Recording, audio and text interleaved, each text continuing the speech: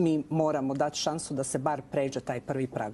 To je taj neki opći... Govorite o tehničkim detaljima. Da li taj detalj može biti legitimnost agenta Sakiba Softića? Evo, svjedoci smo proteklih dana i sedmica priče o njegovoj nelegitimnosti. Da li je prema vama Sakib Softić legitiman agent Bosne i Hercegovine pred Međunarodnim sudom pravde u Hagu? Pa, recimo, ta tema je jako interesantna i ja uopće u ovom trenutku ne bih željela ulaziti u moje ocjene toga.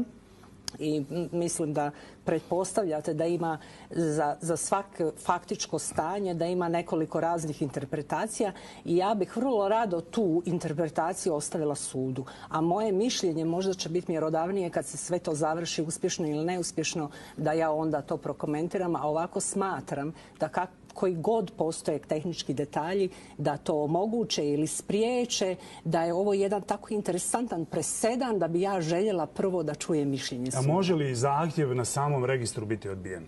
Da ga uopće ne prime? Pa vjerojatno može, ali opet mi ovdje govorimo o jednom kompletno novoj situaciji i za sud i za oni koji predlažu to i ja se nadam da će u svakom slučaju ovaj prvi prag biti, da će se preći preko ovog prvog praga. A upravo to da razjasnimo. Da li je ovo novi postupak ili revizija prethodnog postupka okončanog presudom Međunarodnog suda pravde 2007. godine? Pa, mislim da je današnja izjava predsjednika Izetbegovića i viđenje predsjedništva o tome, o kontinuitetu, što se slučaje revizije tiče Sakiba Softića, meni to zvuči vrlo kredibilno.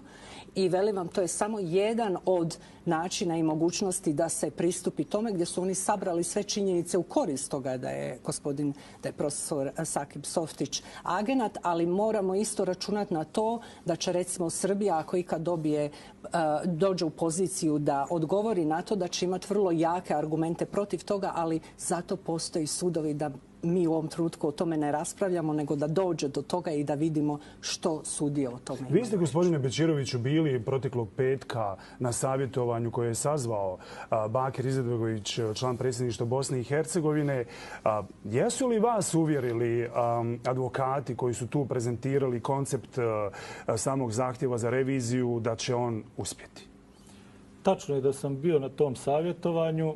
Obratio sam se također na tom savjetovanju i moram reći da kada sam govorio o legalnim pretpostavkama za pokretanje postupka revizije te presude i godinama prije u državnom parlamentu, mnogi su bili skeptični. Na tom skupu se potvrdilo da tu ima i tekako elemenata i u vezi s tim potpuno se slažem sa uvaženom profesoricom Tromp da će sud dati konačnu riječ o tome. Međutim, želim prije toga naglasiti i ukazati na nekoliko činjenica. Prvo, mislim da svi u Bosni i Hercegovini i u regionu, uključujući i Srbiju, moramo poštovati principe ustavnosti i zakonitosti. Pokretanje našeg postupka je u skladu s Ustavom Bosne i Hercegovine, zakonima Bosne i Hercegovine i u skladu, da to nikako ne zaboravimo, sa stavovima, zaključcima i odlukama legalnog predsjedništva Bosne i Hercegovine. Govorite o 2002. godini kada je odluka donesena. Govorimo o procesu. Plus, što niko ne spominje zadnjih dana i sedmica, mi imamo ključni dokument koji trasira vanjsku politiku Bosne i Hercegovine. Taj dokument se zove Opći pravci i principi vođenja vanjske politike. U tom dokumentu stoji da će svi državni funkcioneri zastupati državne interese Bosne i Hercegovine. A ovih dana vidimo i sedmica da predsjedavajući gospodin Ivanić zastupa interese tuđe države. U tom dokumentu stoji da ćemo mi poštovati načela međunarodnog